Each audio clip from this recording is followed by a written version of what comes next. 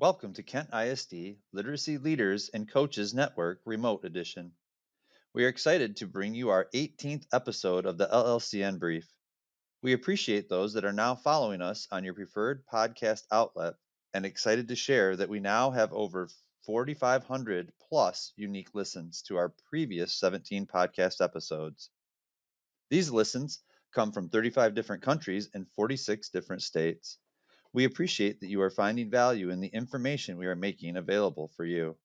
Thank you for continuing to share our message with those that you know will benefit from listening. Our guest today is no stranger to Kent County. We have long admired his work and have used several of his 8 previously published books in our literacy professional learning sessions. This episode will provide opportunities to revisit comprehension on a different level, reflect upon and re-examine our beliefs about teaching. I'm Sarah Shoemaker, early literacy coach at Kent ISD. And I'm Mark Raffler, English Language Arts and Social Studies consultant, also here at Kent ISD. Adolescent reading has been a conversation that has come up since I first started here at the Kent ISD back in 2009. In my work, it has involved looking at strategies and putting those strategies in a now dated website that was known as Michigan's Mission Possible to get all of this information to teachers so all adolescents were learning and literate. From there, adolescent literacy continued to be addressed in areas of emphasis with the Common Core State Standards as those were rolled out. And most recently, we have explored adolescent literacy through disciplinary literacy essentials provided through work supported by the Michigan Department of Education. The difficulty has always been an application of the resources and strategies that are available to us. Recently, one of Kent ISD's favorite adolescent literacy gurus, Kelly Gallagher, wrote a book to weigh in on the ideas to consider in applying strategies around adolescent literacy.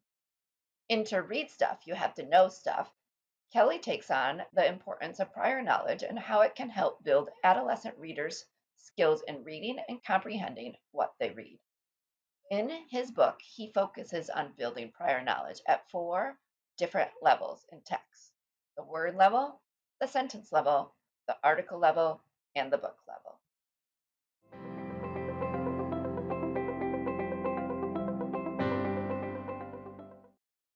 We are honored to have Kelly Gallagher joining us today. Kelly Gallagher is a literacy education author and consultant specializing in the teaching of English language arts for grades 4 through 12. Informed by a 35-year teaching career, Kelly has developed and shares an ever-evolving body of work that helps teachers engage and empower even the most reluctant readers and writers. Kelly is the former president of Secondary Reading Group for the International Literacy Association and the author of several professional development books, including Read Aside and Write Like This. The 2 books co-written with Penny Kittle include 180 Days and 4 Essential Studies. His latest book, To Read Stuff, You Have to Know Stuff. And again, we're excited to have Kelly here because he is no stranger to Kent County, Kent ISD, and we're looking forward to his latest expertise. Thank you, Mark. It's good to be here. Thank you, Sarah. I'm looking forward to this chat. After 8 previous books and 35 years of teaching, tell us about how To Read Stuff, You Have to Know Stuff came about. Well, there's an immediate and a long-term answer to that. The immediate answer is that my editor, Tom Newkirk, who himself is a very noted educator and writer, approached me and said, "You've been talking about this for years. You should write a book." So that's what prompted the beginning of the writing of it. But I have to say, if I really think about it, the origin of the book started years and years ago. And I've told this here and there. I was having kids read a piece, 12th grade, and a student raised her hand and I came over to help her. And she said, "I don't know who this Al guy is." And when I looked over her shoulder, the sentence she was pointing at, the Al guy was Al Qaeda. And at that time, the United States had invaded Iraq. And it was like a lightning bolt for me. I mean, here was a young woman, 17 years old enough to vote in the next presidential election. And she could identify foreshadowing in Lord of the Flies, but she's graduating from high school not even knowing who Al CIDA is or was at that time, I think that was just the moment in my career. I didn't think about it at the time, but I think when I look back at it, that was the moment where I shifted from being a literature teacher to a literacy teacher. So, in reflection, there were probably multiple instances across your career, Kelly, where you were like, how can I help these kids understand the world and understand the context of what they're reading? And then in hindsight, that one moment with that future soon to be voter really started to shift your thinking in terms of the whole picture of to read stuff, you have to know stuff. Yeah, it was the first of many. I used to do a lesson in which I would actually read Humpty Dumpty to my students, and I was trying to make the point that there's a value to second draft reading because the first time you read it, it's about an egg that falls off a wall and can't get put back together again. But if you read it again, you could make the argument that it's a metaphor. Sometimes when a leader is broken, it's hard to put the leader back together again. I had a kid say to me, "Oh, I always thought Humpty Dumpty was a potato." It's just, I think one of the things that I realized when I was leading up to writing this book is that I, I've always known you have to know stuff to understand stuff. I also kind of got into the idea that you have to know stuff to push back on stuff. We have a lot of argument flying around, right? But a lot of it's one sided or hasn't really is espoused by people who don't know the other side of the issue. I just felt like you have to have knowledge to make sense of things. And one of the responses to that is, well, why do you have to teach kids stuff? They have a phone, they can look it up in 10 seconds. But the research is very interesting. I mean, kids who know stuff, they read better, they read faster, they remember more because they're not in constant wrestling mode when they're into the text. And so if you know things, you don't have to stop and attend to things as much, and it clears other space for you to be a thinker while you're reading. So, really, that cognitive space is used more efficiently and effectively so that our students can become critical thinking members of society. Right. You have to know things to be critical members of society. I'll give you an example. Just this morning, just an hour ago, before we recorded this, somebody sent me a political cartoon. I'm not trying to make a political point here. I'm trying to make a reading point here. But the cartoon shows a lonely protester in the middle of a highway standing in front of a line of Tesla's trucks coming at that person. And it is a takeoff on the infamous or famous Tiananmen Square photograph that we've all known and seen. But if I showed that to a high school student, they would not make that connection. So often you can look at the image or you can actually read the words. And I think for secondary students, more, grades 5 through 12, that the number one reading issue is not phonemic awareness. The number one reading issue is not fluency, although that is an issue for a lot of kids. But I would say a lot of my students can read or could read, but just chose not to. For a lot of those kids, the number one issue is they don't know stuff. When they come to the printed page, they don't know anything. I remember giving a talk similar to this in Northern Virginia, near Washington, D.C., and I had a teacher raise his hand, and he said to me, "I'm a government teacher, and my high school where I teach is 10 miles from the White House." And he said, "I have very few 12th graders who can even tell me who the vice president of the United States is." So I just feel that if we can't build the knowledge, then I think students will be much more susceptible to propaganda. If you can't do your thinking, others will do it for you. Thanks for getting us started on how to read stuff. You have to know stuff came about. As our listeners look to further explore the book, what are some tips that you would recommend for implementation in their classroom? I don't think it's controversial to say that we agree on that we need to build knowers. But think about it in terms of, let's say you're going to teach a novel And it's the hardest novel to teach because you've done it before and it's very difficult to get kids on board. My guess is that the reason that novel is so difficult for kids is it's very far away from their prior knowledge and background. And that could be on big ideas, or it could be even vocabulary. I think the ramifications here are thinking about what a teacher does before you get to the text that's of major importance. And I think sometimes it's even more important than the reading itself. So, for example, when I left the classroom, I was teaching two different species, ninth graders and 12th graders. That required a major cognitive shift when the 12th graders walked out of the room and the ninth graders walked into the room. And I would say at that time, it was mandated by my district to teach 1984 to the 12th grade. And I love the book. I taught it forever. And I think it's more relevant today than ever. But I had to sing and dance and scaffold. And just to get kids to page 1 took me a few days because that book is so far removed from their world in some ways. They won't go on that reading journey unless I sell them on it, unless I walk them into it, unless I read chapter 1 with them to get them launched. So that's a book that I think requires an incredible amount of scaffolding or framing from the teacher. But then when the kids walked out the door, the 12th graders, and then the ninth graders walked in the door, I was teaching Animal Farm. And in Animal Farm, the only thing I said to the kids was, hey, kids, we're getting ready to read this book. I'm going to give you a heads up. It's a book about talking animals, but it's really not a book about talking animals. Let's get started. Open up. Let's go. Page 1. Because the text of that book is not very difficult. I made a decision that we would read the book first, and then we would look at the Russian Revolution and watch the kids go, oh, Napoleon is Stalin. I didn't really have to frame it. They would go on that journey with me.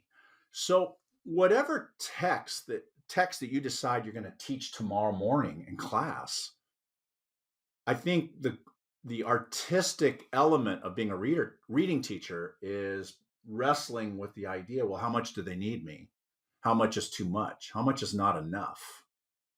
And sometimes I'll frame something and we'll get started. I'm teaching night with ninth graders and I think we're ready. And then all of a sudden, halfway through chapter 1, it just dawns on me, they don't actually know the word Holocaust. Then I have to back up and reframe. And sometimes those decisions are different between second period and third period, what each kind of class needs. And so it's this sort of ongoing balance of what I want to produce a sort of productive struggle. But if I don't give them enough, they won't do it. And if I give it too much, then I'm chipping away at their agency. Yeah, I appreciate that. We work through some different professional learning ideas and really talk about before reading, during reading, and after reading. And that can be obviously, okay, boring. But you really bring up an idea of like how some of that before piece, which is I think the part that people maybe think the least about, it does weigh in so much on it. And as you always do, I really appreciate how you leaned into that idea of the teacher as the art, right? The art of teaching and that element. And you're really giving credence to that.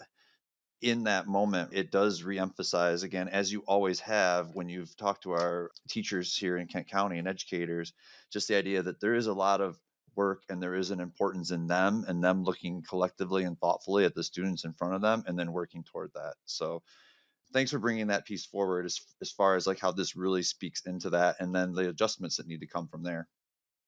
Right. If I give you a chart, I use this chart sometimes. It shows how different senators voted on whether IVF should be available.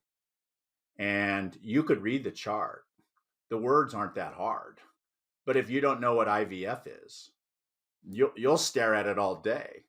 I think as a teacher, I would pre-teach the idea. Let's make sure everybody knows what IVF is before the key word there, before we get to the text. It's not that they can't read the words. It's just they have no connective web to attach it to. I used to teach To Kill a Mockingbird. I've taught it many times. I've come to see it as kind of problematic now. But for many years, I taught To Kill a Mockingbird, and that first chapter is so difficult for kids because it's so far away from, what's a Hoover cart? In Southern California, what's a veranda? You have to front load before you get to the page. If you don't know what IVF is, you'll have zero chance of understanding what you're reading if there's not enough context. Research cited in the book on pages 48 and 49, it's the end of chapter 2, Kelly, where you start to suggest the reciprocal relationship between decoding skills and prior knowledge. What suggestions might you have in working with the concepts of decoding, prior knowledge, and comprehension simultaneously? Yeah, I think that was part of the surprise in a good way in writing the book. Because as a secondary teacher, I don't have a deep and extensive history on decoding, but I think diving into it, I was fascinated by the idea that little kids, emerging readers who already have a wide knowledge base for their age, actually were able to decode better and easier than kids who are learning how to read who had narrower backgrounds or narrower prior knowledge. I also thought the research was kind of interesting that as you get older, the kids who understand syntax, the kids who understand how sentences are constructed and don't get lost when it's a compound, complex sentence, read better. Isn't that interesting that actual looking at the syntax? I have a friend in New York City, Donna Santman, who taught sixth grade, and she spent the entire first month on sentence study with her kids because she realized that they were getting lost when the sentences moved beyond simple sentences. And yes, they did a lot of other things in the first month, but they did a very heavy study of sentences and sentence structure and getting kids to write more sophisticated sentences. And what she found was that when she got through that unit, the study of sentences actually improved her kids' reading comprehension. So I think early on, and I would say even in high school, there's a place for sentence study unit, a place for activities like sentence combining. We do sentence scrambles where you give kids a long sentence that's been chopped up and you separate the pieces and have the kids try to figure out how it goes back together. So I think a lot of that sentence study would help them actually. I don't think it's you teach kids phonics and okay, they have phonics now. Now let's move to, I think it is concurrent when you're doing this kind of work. I think you hit on a point that we've focused on a bit recently with some of our professional learning is like following that research. It's in the Common Core state standards. It's in the What Works Clearinghouse practice guides for writing instruction. Is sentence expansion goes throughout grade levels, and it's important in oral language for kindergartners and first graders, but it's still an applicable skill in secondary classrooms and instruction, and secondary learners need to know different types of forming sentences, writing sentences, and reading sentences. Yeah, years ago, I wrote a book called Teaching Adolescent Writers. And in that book, I talk about an experiment I did in which I collected a class set of essays, ninth grade, but I collected them without any names on them. And they were typed, it was online and they were typed. I tried this experiment where I was going to try to read each essay and place each essay in one of three piles. Pile one was, I think this kid reads a lot. Pile two is, I think this kid might read a little. And pile three was, I don't think this kid reads at all.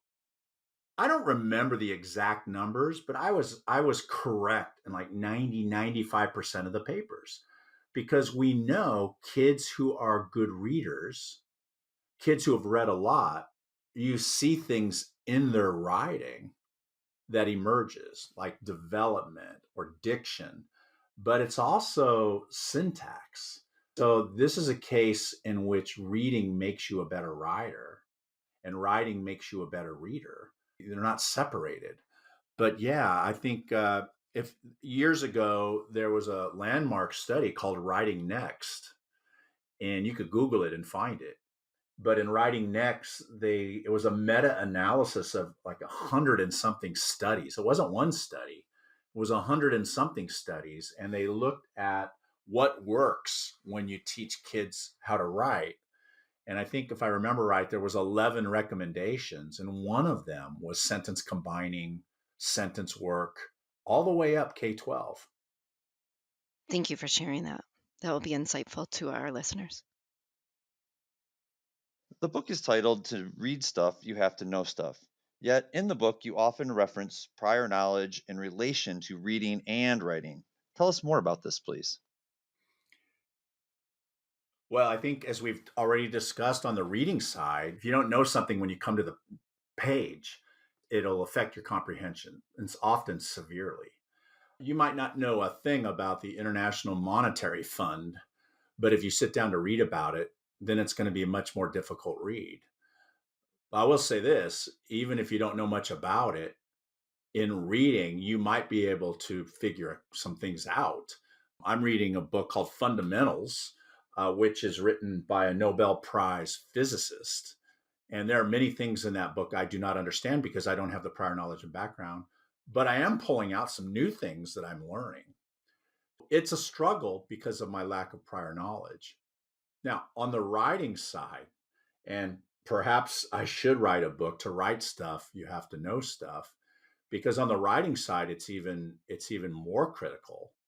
Uh, hey, would you sit down and tell me what you know about the International Monetary Fund without any text around you? And if you don't know anything about it, you're just completely dead in the water.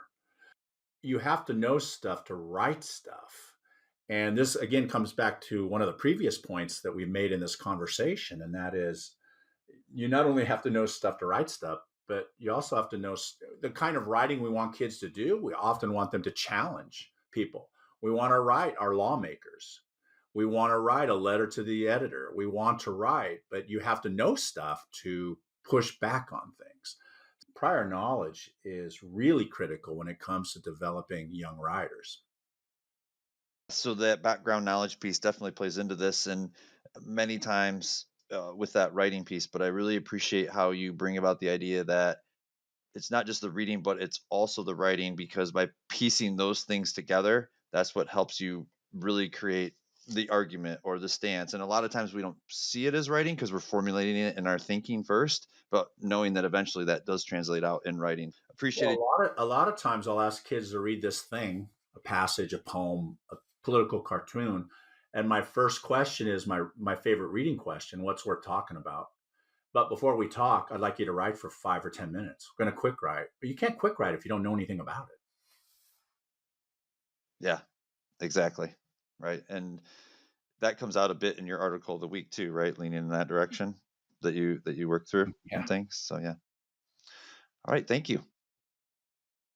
You kind of alluded to this earlier, Kelly, about the phones, but in this day and age, we're fully aware that the concept of reading is more often seen as click and go reading on a screen. And in the book, you mentioned Marianne Wolf's research about the importance of being able to navigate both click and go reading as well as book reading. Will you please share some more thinking about this? Yeah, what Wolf argues is there are two kinds of reading, as you mentioned, Sarah, click and go. But what's interesting, and I'll get to the second part in a minute, but what was interesting, her comments and research, she's a brain researcher who looks at how the reading brain develops in human beings. And what she argues is this idea of click and go reading did not exist 20 years ago. And because it's a brand new cognitive task, that the act itself has actually physiologically rewired the human brain in ways that have never been seen before. There are new neurological pathways in the brain, that in the human brain, that did not exist 20 years ago. And I'm not downplaying the importance of click and go reading. I think it's extraordinarily important to think about what's coming at you, what should you read, what rabbit hole should you avoid, who's what does this say, what does it not say, all that kind of stuff. Click and go reading is extremely important. But what Wolf says is we need to create biliterate readers, that the ability to click and go is a very different cognitive challenge than holding on to your thinking over 300 pages. And in an age of distraction addiction, students are losing the ability to hold on to their thinking over time. And I've been in a lot of districts where the emphasis in helping kids in test prep and other things has been to ditch longer works in favor of shorter works. Wolf's argument is don't do that. We need to develop readers who can pay attention over time. Also, the fact, I mean, it's obvious, isn't it? If you read, I'll come back to a previous example in this conversation. If you read an article about the International Monetary Fund, you're going to learn things, but you're not going to learn things on the same level and depth if you read an entire book about the International Monetary Fund, right? And so there's a depth there that's really, really important. And the other thing that Wolf says is not only is it important to develop by literate readers, but what she really gets into that I found fascinating is this idea of when you develop a deeper reading lens developmentally in your life is very important. And what she argues is that your first 20 years of human life is really where the brain is an accelerated growth.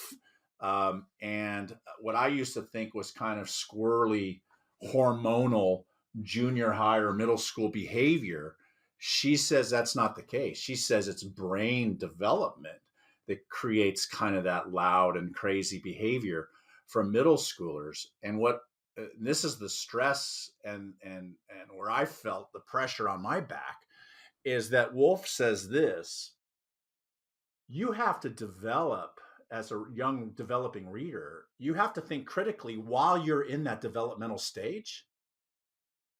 And which means that a kid, let's say theoretically, who goes through that stage and is only answering teachers' questions, is only doing packet work, is only doing weekly quiz kind of stuff. What Wolf argues is if you don't learn how to think critically while you're in that stage, you lose the ability to think critically the rest of your life. This is why it's easier to learn a language when you're 10 than it is when you're my age, because your brain is in that absorption, growth, sponge mode. And so what she says is that it's very critical that kids learn to be stretched deeper and longer while you're in that stage. Or as I said earlier, you lose the ability to do that years later.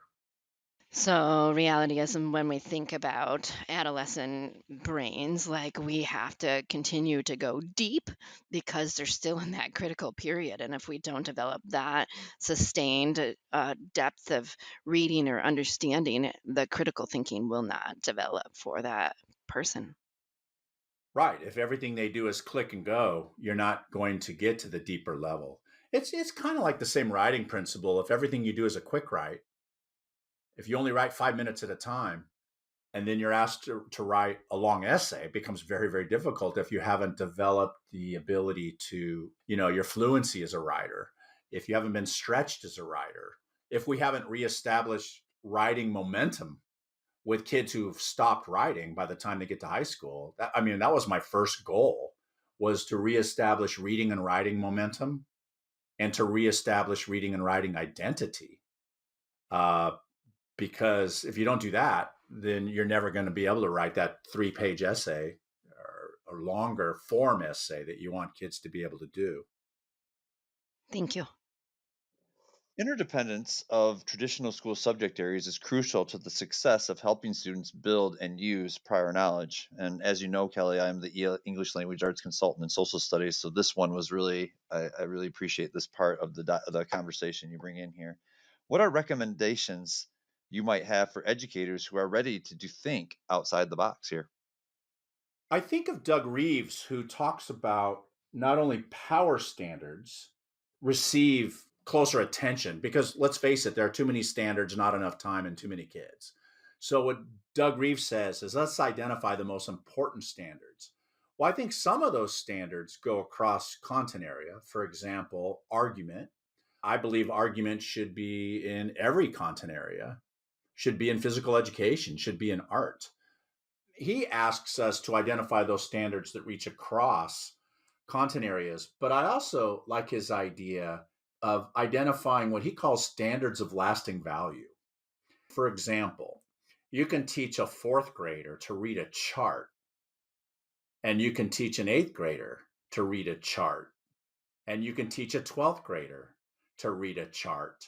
That the ability to read a chart has lifelong, that's a lifelong skill. And the ability to read a chart is not conducive to just a particular content area. I would ask teachers to think about, okay, what are your standards of that are prioritized, and which of these work across content areas, and which of them have lasting value? I appreciate that perspective because a lot of times when we talk about essential standards, clearly we're getting at what you hinted at around parsing it down so that we can go deeper into the things that are of the most importance. But then we also talk about those that we don't, I don't know that we necessarily think about them across content areas as we look at standards or skills as they're put into application. I think that comes about in vocabulary and those other pieces, but I hadn't really thought about it from that perspective, from standards. So I appreciate that in the fact that it's really hitting at the skills that are happening and not worrying so much about like vocabulary and the words, but like broadening it more and it's bringing up the idea of skills. I hadn't really thought it from that perspective. So thank you for raising that up in this conversation. Well, I talk in the book about the importance of prior knowledge at the word level. Again, I think you got to preview some vocab if you think your kids are going to have a hard time with it. That does not mean weekly vocabulary list and quiz on Friday. That means very targeted vocabulary instruction. Across the content areas, we're all about building knowledge. And what I find ironic, and I don't know if this is as true in Michigan, I don't know either way, but I've been in a lot of places over the last 30 years when these waves of high stakes statewide tests come down the pike, that schools often go into panic mode and they give more attention to ELA and math. And to do that, they cut history, not cut, but they cut down time for history or science. And sometimes they often even cut things like art and other content areas. But the irony, and what I'm trying to point out in the book, is if you cut science, if you cut art, if you cut math, if you cut these other things, you are cutting the ability to build your prior knowledge and background so that when you get to that statewide test, those statewide tests will ask you questions about art. They'll ask you questions of, read this art passage and answer these 4 questions.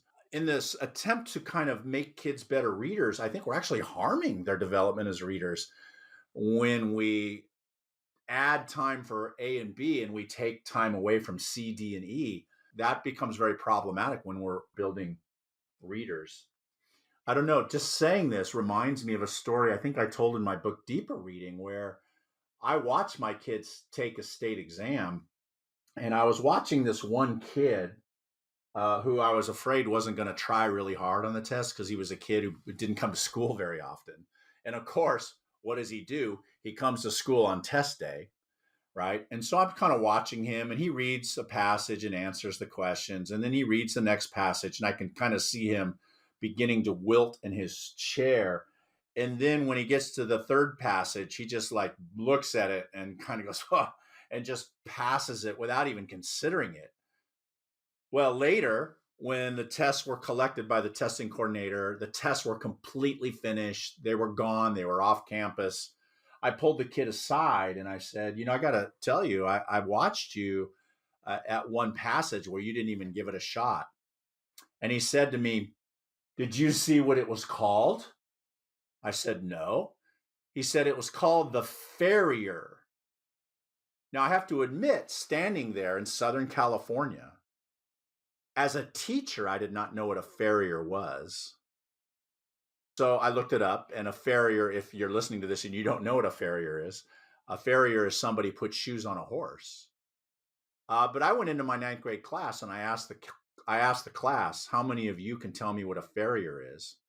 I didn't have a single student in Southern California who could answer that question. Now, 3 days later, just turns out by chance, I'm doing a demonstration class in a high school class, a lesson in a high school class in Wyoming.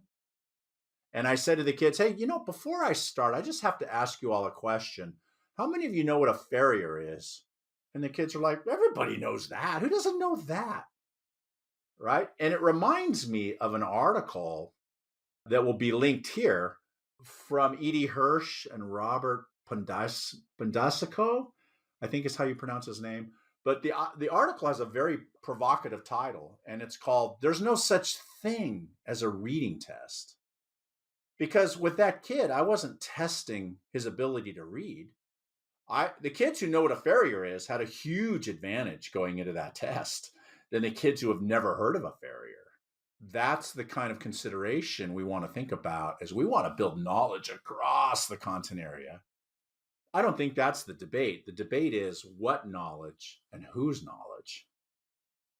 Yes, that is very much a topic of conversation in Michigan. Exactly what you were speaking to on the content area. Yeah, right. And so, and even one way that we're really trying to move into that, and we've got these statewide essentials now that we're working through. And I think it's been a while, and we might have had them for K3 and 4-5 at the time that we last interacted, but we actually have them for 6-12 now.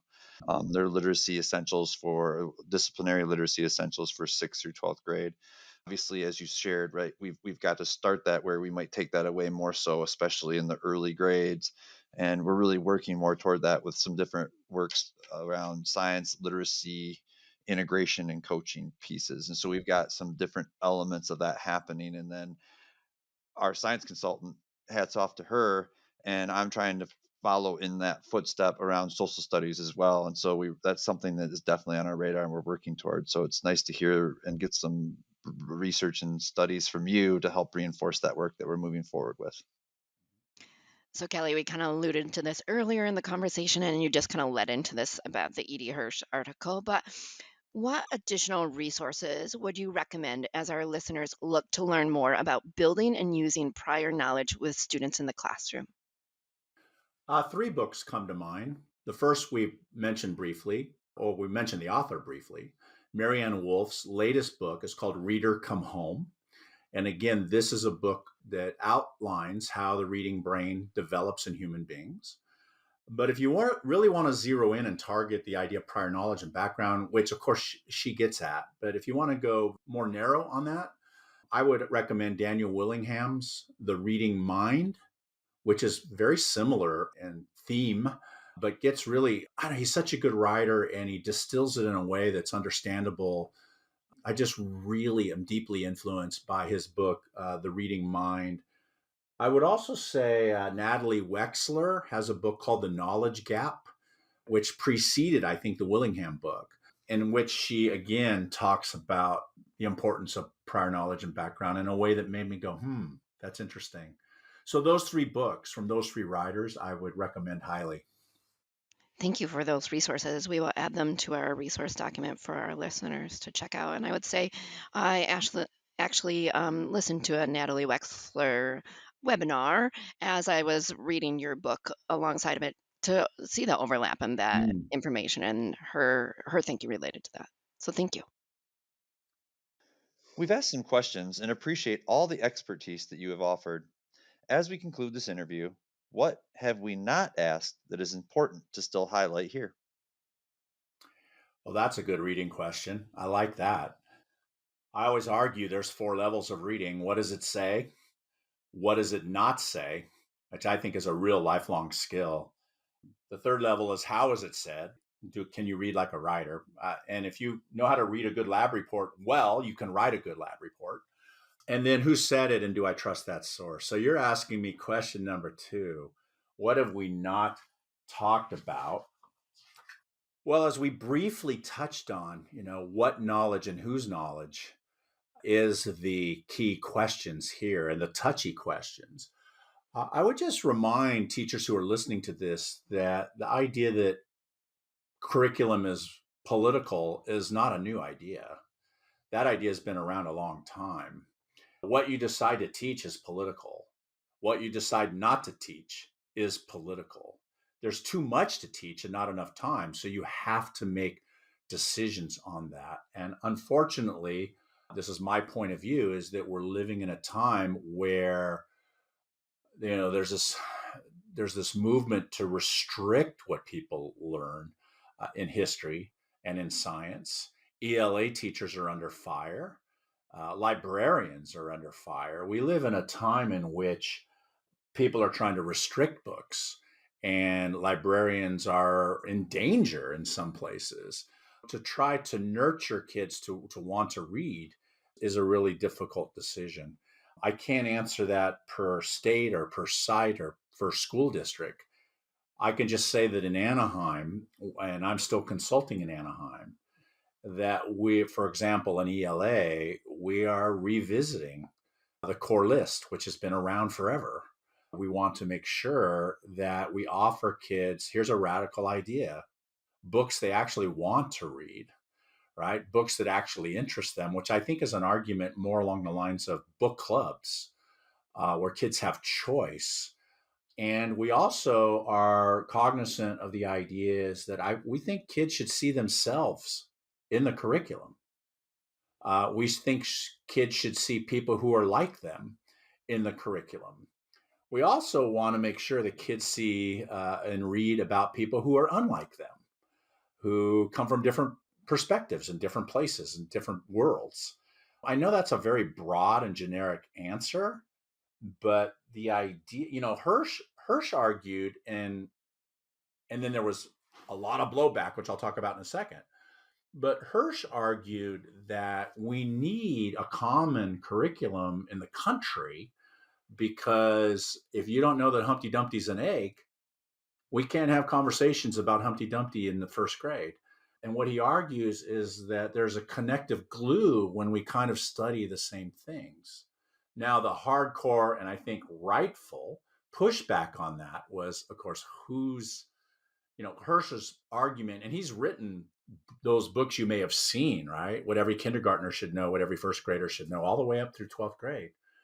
But the pushback is that initially, at least, his recommendations were very Eurocentric, were very white, male-centric.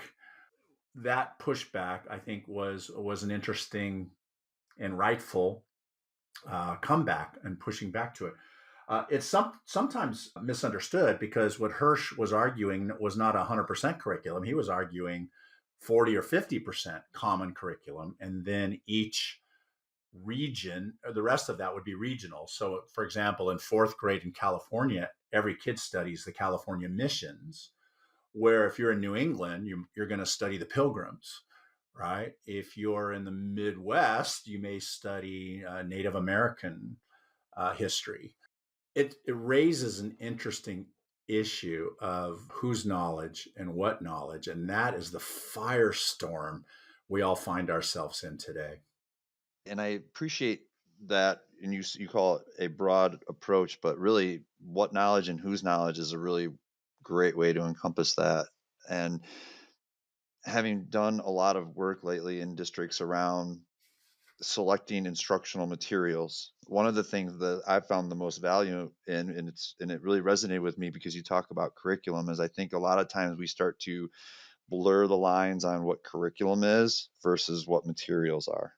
When you think about curriculum, one of the things I think that helps alleviates those conversations is that curriculum is getting more at what you spoke to earlier. What are those skills? What are the things that we want the kids to know and do and apply and think? But then the instructional materials are what we use to get to that end, which is what you were talking about at the end when you talked about New England versus Anaheim versus the Midwest. And so how do we continue to really balance that out and really understand those terms? So when we say curriculum, what does that mean versus the materials we're using to get to those skills as it moves forward? So I think that's one that helps alleviate people's minds in making selections around things, but like it definitely is, it can be a showstopper because we start to really intermingle those two things, and that strikes out in these larger conversations, a firestorm that are firestorm-esque. I agree, Mark, that those are often blended or get fuzzy when they're put together. I agree. I think you're right on there. But I would also say that both of those things, the curriculum and the materials, both of those are political, right? Yes. As you know, right? And Yes. so Yes. it's just an interesting and I think very difficult time to be teachers and to be. I just think the more local you can go in making those decisions, the better. Yeah. Well, thank you so much for your insights today, Kelly, and your time. Here at Kent ISD, we've been so lucky, fortunate to have your expertise and Penny's as well when you've come together. And I know that we're really excited. And I know the educators, as we've been teasing out that this is coming, are excited to hear more and the latest from what it is that you're working through. So thank you so much for taking this time and sharing the knowledge and where your thinking is at as you continue your own work in education and moving things forward. Thanks, Mark. Thanks, Sarah. I have real fond memories of lots of gigs coming out, both with Penny and by myself. A long history of working in Kent, although it's been a minute. So it's kind of fun to catch up. So thank you all. Thank you for taking the time to reconnect with us today, Kelly. Thank you.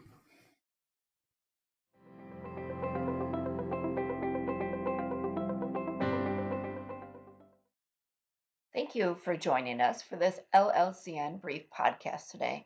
We appreciate our guest, Kelly Gallagher. Thank you for sharing your years of educational insight with To Read Stuff, You Have to Know Stuff, helping students build and use prior knowledge for its implications in classroom literacy practice. If you're looking to access the resources from today's podcast episode, please visit our electronic document, LLCN 2425 resources at bit.ly/L C lowercase resources 2425. We look forward to connecting with you again in the near future. Also, we're looking for your suggestions on topics as well as questions you may have related to literacy. Please take the time to let us know what you want to learn more about through the Google form. This Google form can be found at a bit.ly, which is bit.ly/L,